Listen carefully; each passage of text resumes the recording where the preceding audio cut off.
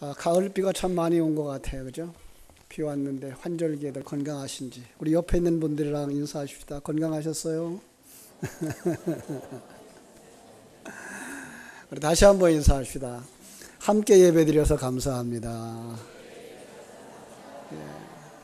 우리가 한 형제 되어지고 함께 하나님 앞에 영광 돌릴 수 있어서 감사합니다.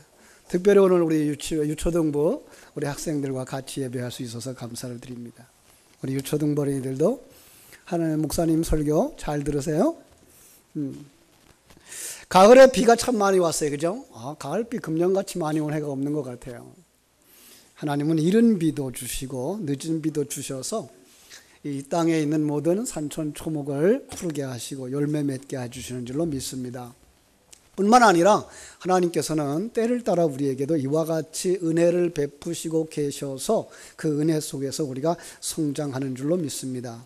그런데 비가 내릴 때 누구한테만 비가 오나요? 착한 사람한테만 비가 오나요? 아니죠. 비가 올 때는 남자한테도 여자한테도 그리고 모든 사람들에게, 그죠? 뭐 키가 크거나 작거나 고운 사람 미운 사람 따지지 않고 똑같이 내려주시듯 우리 하나님은 차별이 없는 줄로 믿습니다. 꽃이 향기를 낼 때 그 향기도 사람 봐가면서 내나요? 안 그렇죠? 그러죠. 우리는 꽃이 향기를 낼 때도 예쁜 사람이 앞에 오든지 또 연세 드신 분이 오든지 고상한 사람 앞에서나 비천한 사람 앞에서나 남자나 여자나 가리지 않고 항상 향기를 이렇게 피워내듯이 오늘 우리 예수의 사람들도 이 땅에 살아가면서 그렇게 살았으면 좋겠습니다. 왜냐하면 하나님의 사랑은 순수한 사랑이고 하나님의 사랑은 우리들에게 이것들을 실행할 수 있도록 계속해서 공급해 주시기 때문에 그렇습니다. 하나님은 이처럼 자연 만물을 통해서 우리에게 보이지 아니하는 하나님을 계시하고 계시는 거야. 그래서 성도들이 이 땅에서 빛과 소금의 역할을 감당하도록 하시는 거죠. 자, 이 땅에서 성도들이 빛과 소금의 역할을 감당하려고 하면 어떻게 돼야 될까요? 먼저 우리 속에 하나님의 생명이 충만되어져야 되고 하나님의 사랑이 충만되어져야 할 줄로 믿습니다. 자, 우리 유초등부 조용하세요. 목사님 말씀에 귀를 기울여 주세요. 금년에 우리가 참 다니엘 21일 기도회를 참여하면서 많은 은혜를 받고 있습니다. 그죠? 참 이 기도회의 방향이 지난해보다 좀 많이 바뀐 것 같아요. 이렇게 벌써 21년째 진행을 하고 계시다 그러는데 이렇게 함께 이제 우리가 참여하게 된 것은 지난해부터 참여하게 됐어요. 그런데 지난해까지만 해도 성공한 사람들 위주의 간증 모습이었는데 그 성공 위주에서 내 모습 이대로의 모습으로 이렇게 삶의 현장들을 간증하는 그 간증자들이 나오는 걸 보고 많이 변했다라는 생각을 하게 되었어요. 그래서 고난을 당했던 사람들이 그 고난당했던 이야기 형통하든지 힘들든지 그 삶의 현장 속에서 역사하는 하나님을 간증하는 영적 눈이 열려진 사람들을 이렇게 강사들로 세우고 있다는 것 감사하고요. 찬양도 지난해만 해도 도시교회 중심으로 젊은 사람 중심으로 찬양을 했었는데 이제는 전국교회를 대상으로 또 전국에는 연세 드신 어른들이 많으니까 연세 드신 어른들과 함께 찬양할 수 있도록 찬양의 그 내용도 템포도 바뀌어져 가는 것을 보고 감사를 드립니다. 물론 1만 1천 교회 그리고 그 교회에 속한 모든 성도들 국내뿐만 아니라 해외까지 같이 참여해서 기도회에 계속 참여하게 하기 위해서는 어떤 긴박감도 있고 여러 가지 진행 요소들이 있겠습니다만은 그럼에도 불구하고 그 속에서 우리는 하나님이 함께 하심을 보고 그 하나님이 저들과와 함께 하는 것이 아니라 나하고도 함께 하고 있다는 사실에 대한 이런 시선을 자기애로 돌릴 수 있는 이러한 집회가 되어지고 있는 것을 보고서 감사를 드립니다. 참여하신 분들은 다 느끼실 텐데요.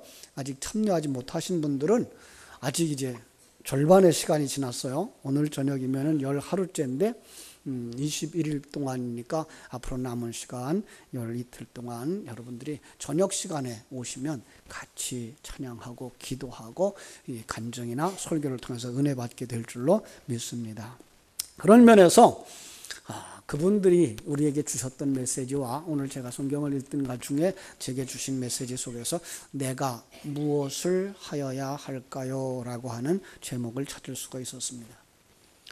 어느 날 율법사가 예수님의 속을 떠보려고 예수님한테 물어봐요. 선생님, 무엇을 해야 영생을 얻을까요? 여러분 그 대답을 아시죠? 뭐라 그랬어요? 마음을 다하고 목숨을 다하고 힘을 다하고 뜻을 다하여 주 너의 하나님을 사랑하고 또한 내 이웃을 내 자신과 같이 사랑하라 하였나이다. 율법사도 대답을 했어요. 여러분들도 잘 알죠? 그걸 간단하게 말하면 하나님 사랑, 이웃 사랑. 우리 한번 따라 합시다. 하나님 사랑, 이웃 사랑. 예, 하나님 사랑, 이웃 사랑이라고 대답을 했어요. 그랬더니 그 다음 28절 뭐라고 했을까요? 같이 한번 읽어봐요. 시작. 예수께서 이르시되 네 대답이 옳도다. 이를 행하라. 그러면 살리라 하시리니. 그죠? 이 말씀 속에 아주 중요하고 아주 무거운 대답이 하나 들어있어요. 그대로 실천하여라. 그러면 살리라. 여기에는요, 우리에게 이 말씀 속에서 얼른 깨닫게 하는 게 뭐예요? 그렇게 하지 않으면 뭐예요? 죽은 자다라는 거예요. 예. 그렇게 하지 않으면 죽는다라고 말하기보다 그렇게 하지 않는 자는 죽은 자다라고 말씀하고 있는 거예요. 그러니까 정말 예수 그리스도의 생명을 가진 우리가 하나님의 택함을 받고 예수 믿고 세례받고 이제 하나님 뜻대로 살겠습니다. 나 천국 가겠습니다. 천국 가는 걸 소원으로 삼고 살아갑니다. 라고 생각하는 우리가 하나님 사랑과 이웃의 사랑하는 건 이건 선택이 아니고 필수라는 거예요. 그렇죠? 따라서 우리는 이 사랑을 베푸는 것, 베풀어도 되고 베풀지 않아도 되는 것이 아니고요. 그렇죠? 꽃이 사람들 앞에나 짐승들 앞에나 착한 사람 앞에서나 거친 사람 앞에서나 똑같이 향기를 내듯 우리는 예수의 향기를 항상 드러내면서 살아야 된다고 말씀하고 있습니다. 자, 그런데 이 율법사가 다시 한번 물어보죠. 내 이웃이 누굽니까? 그래요. 그때 예수님께서 비유로 말씀해 주셨는데요. 그 비유는 여러분들 잘 아시는 비유죠. 어떤 사람이 여리고로 내려가다가 강도를 만났어요. 강도를 만나서 있는 것 다 뺏기고요. 옷도 다 벗겨졌고요. 그 다음에 매를 맞고 다 죽게 된 거예요. 그리로 제사장이 지나가고 레위 사람도 지나갔는데 그리로 그들이 참 짐승같이 여기고 상대해 주지 않는 사마리아 사람이 지나가다가 내려서 낙 위에서 내려서 그 사람을 치료해 주고 그리고 그 사람을 낙 위에 태우고 주막으로 가서 그 주인에게 부탁을 하는 거예요. 있는 돈 다 주어서 이제 내가 부족하면 돌아올 때 갚아드릴 테니까 이 사람을 잘 볼살펴 달라고 부탁하고 갔다는 얘기예요. 자, 여기 몇 종류의 사람이 나오죠? 5종류의 사람이 나와요. 그죠? 강도 만난 사람, 제사장, 레위 사람, 사마리아 사람, 또 한 사람은 강도. 그죠? 이 이야기를 하면서 우리 예수님은 이 이야기 속에 우리 모두가 다 여기에 속한 사람이야 라고 말씀하고 있는 거죠. 여러분은 이 속에 어떤 사람일 것 같아요? 제가 중국에서 우리 학생들을 가르칠 때 학생들에게 물어봤어요. 그랬더니 학생들이 그래도 나는 사마리아 사람에 가깝다라고 하더라고요. 나는 사마리아 사람 같아요. 사마리아 사람처럼 살아요 라고가 아니라 나는 사마리아 사람에 가깝다는 거예요. 그런가 하면 나는 사마리아 사람처럼 되고자 합니다. 이렇게 말하더라고요. 여러분은 어떻게 대답하실래요? 우리의 대답도 아마 대동소이하지 않을까 생각을 하는데요. 물론 강도라고 생각하는 사람은 없겠죠. 정말 우리는 강도는 아닐까요? 한번 성경이 아니라 우리 일상생활 속에서 내 모습을 한번 살펴봤으면 좋겠어요. 연세 드신 분들, 일찌감치 운전을 하셨던 분들은 아마 경험을 하셨을 그런 일인데요. 제가 사역자로 교회를 섬기기 전에 인천에 있는 보건소에서 차량을 운전한 적이 있었어요. 그때만 해도 보건소에 있는 차량들은 이 유엔 산하의 국제기구에서 기증한 차들이었어요. 그런데 알겠죠. 제가 그 운전했던 집차는 랜드로버라고 하는 차였는데, 요즘은 차들을 보통 기름을 한 1리터 가지만 몇 킬로 가죠? 최소한 한 10킬로 가고 12, 13킬로 가죠. 그죠? 근데 그 차는 1리터 가지고 4킬로밖에 못 갔어요. 엔진이 커서도 아니고 낡아서 그럴지도 몰라요. 그러니까 그냥 기름을 줄줄줄줄 흘리고 가는 차만큼이나 기름을 많이, 그래서 비탈을 내려갈 땐 시동을 껐어요. 요즘 차 같으면 시동 끄면 큰일 나죠. 근데 그때만 해도 유압식 핸들이 아니라서 시동을 꺼도 핸들엔 문제가 없고 브레이크에 문제가 없었어요. 그렇게 가면서 또다시 비탈에서 다 내려오면 탄력받으면 그때 이제 시동을 다시 켜서 가고 했는데, 이 한번 고장 나면 정비소에 맡겨놓고 이제 부속을 구할 때까지 파킹을 해놔야 되는 차예요. 자, 그런데 잘 달리던 차가 멈췄습니다. 자주 있는 일이기 때문에 놀랄 일은 없어요. 시동이 걸리지 않아서 차를 세워주고 이제 지나가는 차들을 향해서 손을 흔듭니다. 도와달라는 거죠. 그런데 다 바쁘게 지나가 버려요. 쳐다보고 또 바쁘다고 하면서 그냥 가버리는 거죠. 어떤 차가 멈췄어요. 자, 그리고 가까이 오더니 뭐라 그랬을까요? 고장난 차를 한쪽에 치우지 않고 세워놨다고. 정말 사람들이 안 세워주니까 도움을 요청할 수가 없어요. 그래서 무두커니 서 있는데 차 한 대가 오더니 왜 그러냐고. 그래서 기름이 떨어졌다고 그러니까 자기 차에다가 끌고서 주유소까지 견인해주고 갔어요. 그분은 도와주려고 아예 끌고 다니는 밧줄이나 또 배터리가 방전된 차를 도와주려고 배터리의 이음선까지 가지고 다니는 분이었어요. 고마워서 사례를 하려고 하니까 아니라고, 자기는 바쁜 일이 있어서 그냥 가야 되겠다라고 가버렸어요. 요즘엔 이런 정을 나눌 수 있는 기회를 가지지 못해요. 왜 그럴까요? 보험회사가 너무 잘 돼 있어서 그래요. 편의 제공이라고 하는, 보험료를 냈으니까 방전되면 그냥 보험회사에 전화하면 돼요. 그러면 10분도 안 돼서 차가 와서 점핑 시켜주고 가죠. 사고가 나도 보험회사에서 달려와서 해결을 해주고 가고요. 심지어 기름이 떨어지면 어떻게 해요? 기름을 싣고 와서 넣어주고 가는 경우들까지 생겨났어요. 자, 우리 함께 옛날로 돌아가서 물어봅시다. 여러분이 운전을 하고 이렇게 좀 한적한 곳, 외딴 길을 가고 있는데 저기서 차를 세우는 어떤 사람이 손을 흔들고 있는 거예요. 도와달라고. 여러분 어떻게 할까요? 근데 어제 뉴스에 거기에 그 탈주범이 지나갔대요.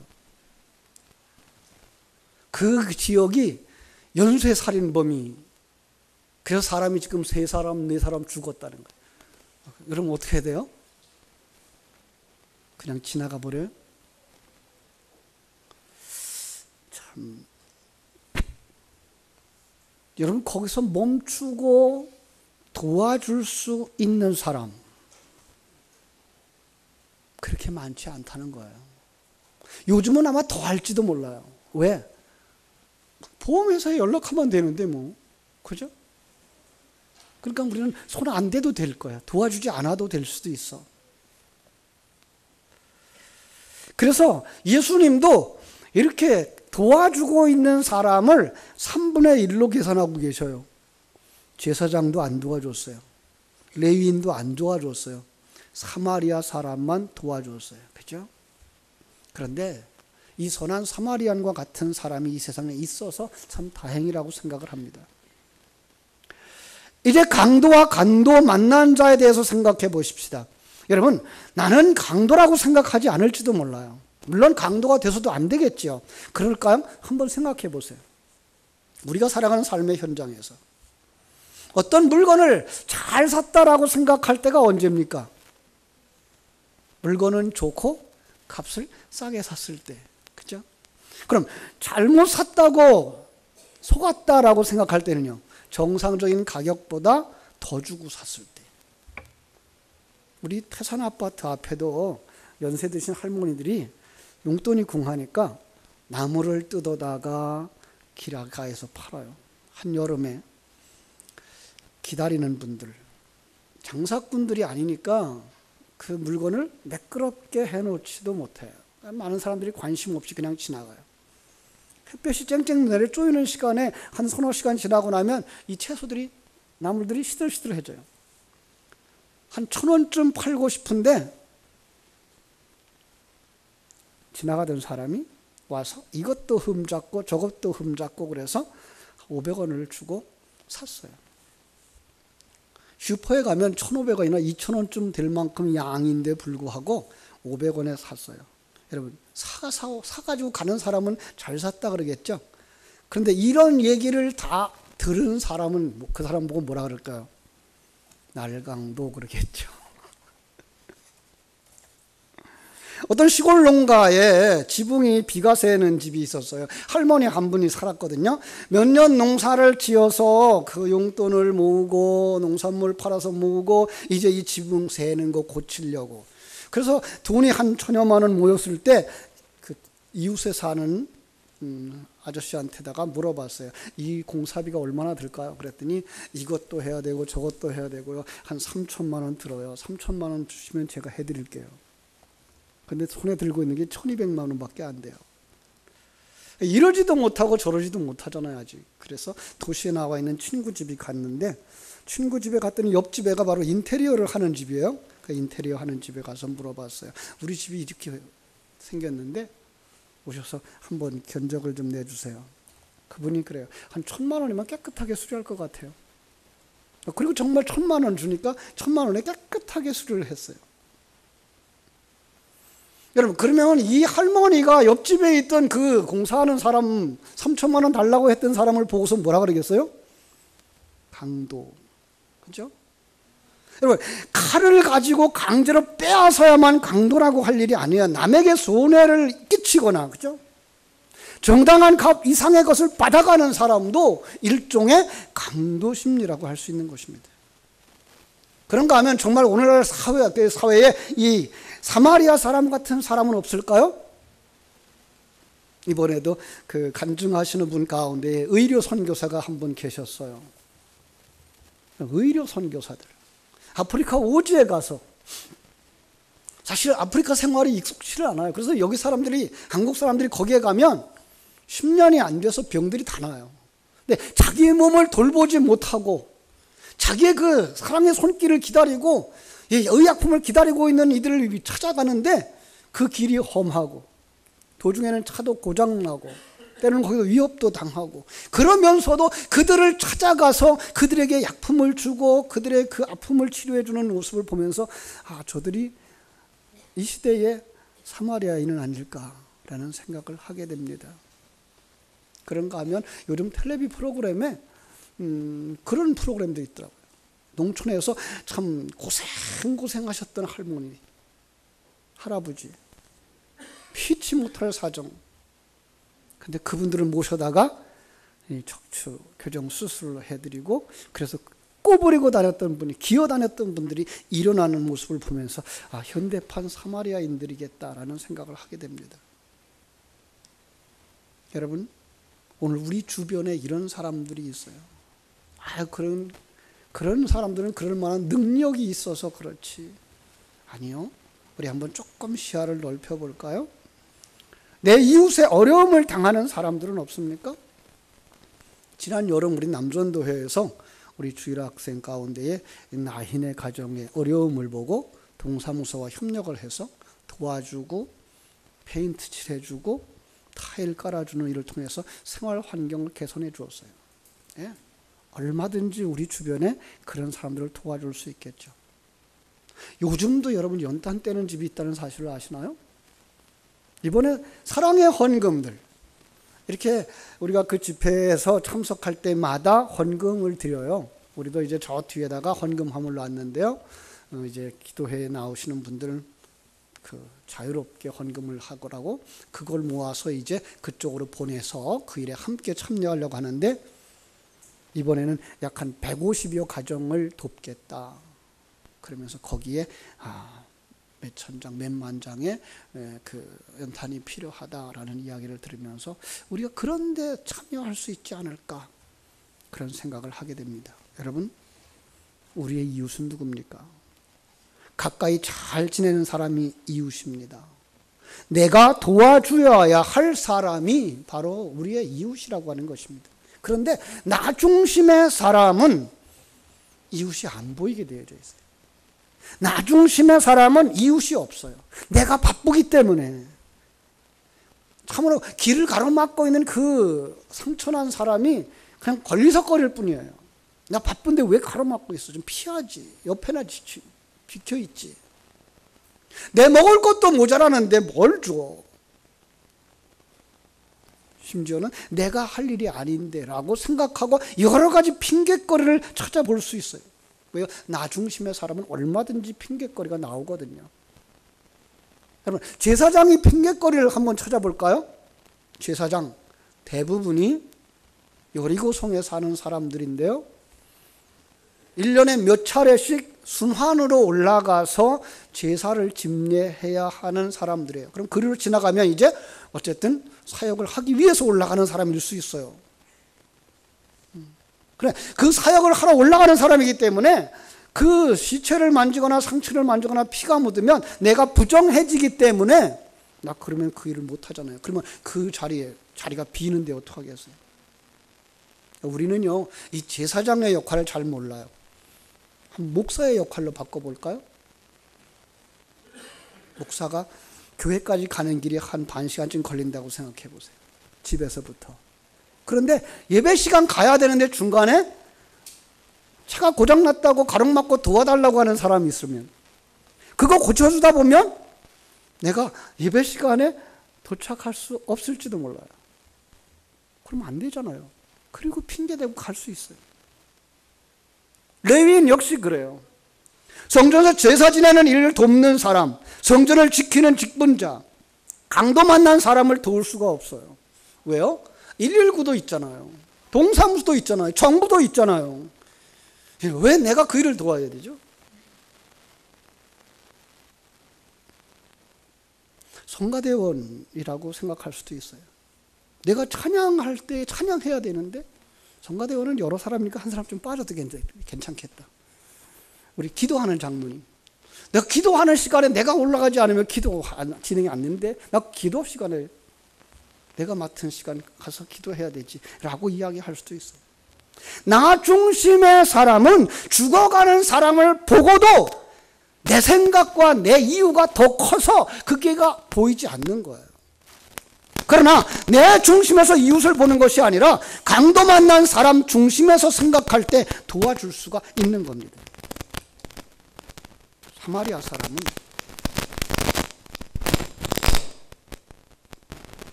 말을 안 듣네.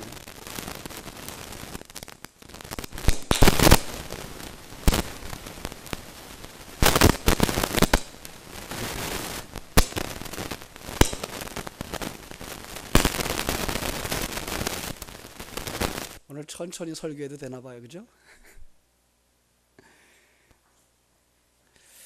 내 중심의 사람은 이웃을 보는 것이 아니라 강도 만나는 사람 중심에서 생각하는 거예요.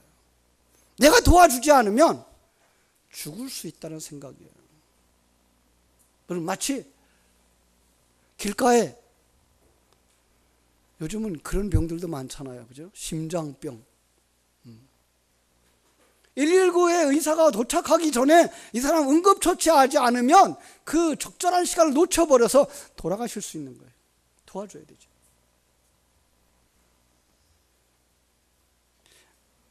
요 며칠 전에도 그런 얘기를 봤어요. 고속도로에서 앰뷸런스가 오는데 이 앞에 가는 그 좋은 차가 안 비켜주는 거예요. 다른 차들은 비켜주는데 이 차는 그걸 안 비켜주는 거예요. 이런 사람들. 왜? 내가 바쁘다는 거죠. 그 뒤에 어떤 환자가 어떤 위기를 지금 겪고 있는지를 생각지 아니하고 사이렌을 울리고 스피커로 계속해서 비켜달라고 요구를 하는데도 불구하고 그 앞에 후원이 열렸는데도 불구하고 안 비켜주는 거예요. 오히려 더 브레이크를 잡으면서 가는 거예요. 우리 그러지는 말아야죠. 그죠? 자, 강도 만난 사람 어느 나라 사람이었을까요? 어느 민족인지 분명하게 얘기를 하지 않지만 사마리아 사람이 아닌 것은 분명할 거예요.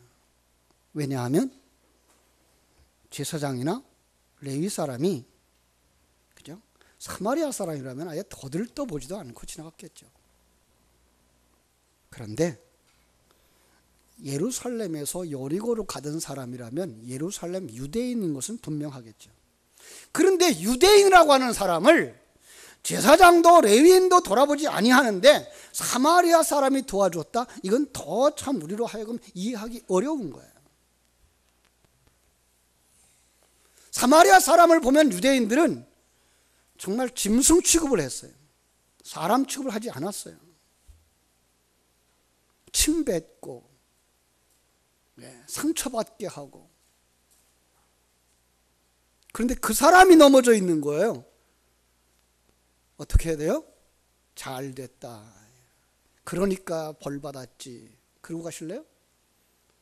사마리아 사람은 그런 것들을 넘어선, 내가 돕지 않으면 저 사람은 죽는다는 생각 때문에 응급처치를 해주고 고치도록 해주었던 진정한 이웃인 거죠. 여기서 우리는 예수님의 그림자를 볼 수가 있습니다. 우리가 강도 만난 자라는 사실, 여러분과 나는 강도 만난 자라는 생각을 안 해보셨죠? 우리가 강도 만난 자였다는 사실. 하나님이 도와주지 아니하시고 예수 그리스도가 오시지 않았으면 우리는 죽을 수밖에 없는 사람들. 그런데 사마리아 사람 같은 예수님이 오셔서 우리에게 살을 찢어주시고, 지난주 성찬식의 내용처럼 피를 부어주시고, 그래서 여러분과 내가 그 생명을 얻은 자예요. 우리 구원받은 자예요. 그런데 우리 주님이 우리에게 이제는 그 일을 하라고 부탁하시는 사실을 잃어버리지 마세요.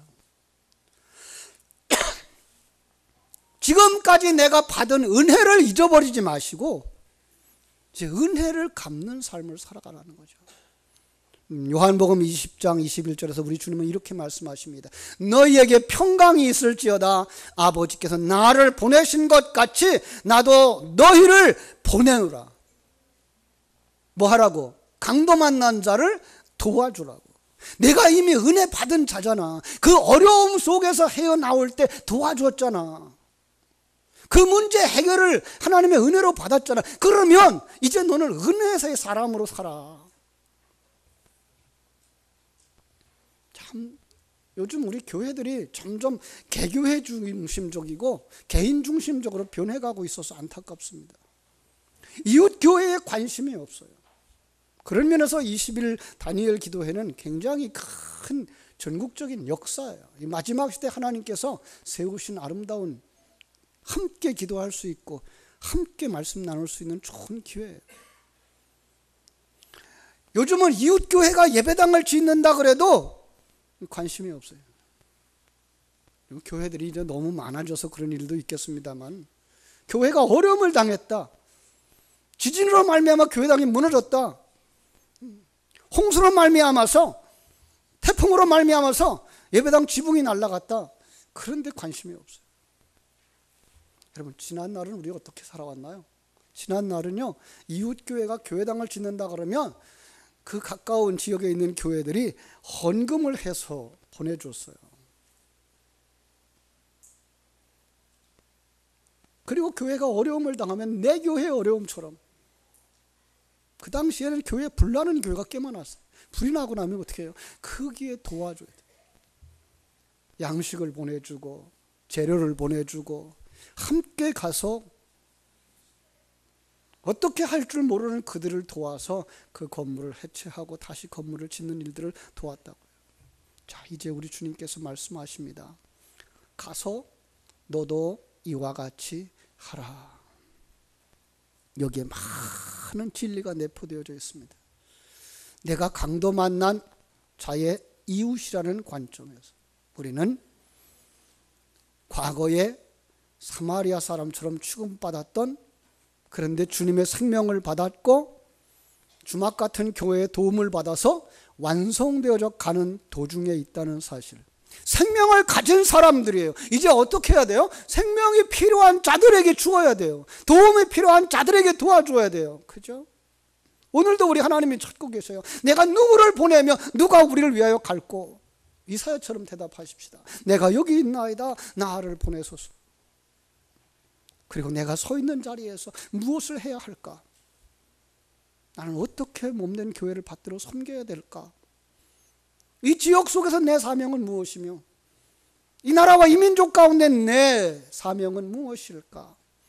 깨달아 아시고 실천해서 정말 주님께서 말씀하신 것처럼 일을 행하라. 그리하면 살리라 하신 말씀에 여러분들이 바로 살아나는 자, 산 자들 되어지기를 주님의 이름으로 축원합니다. 기도하겠습니다.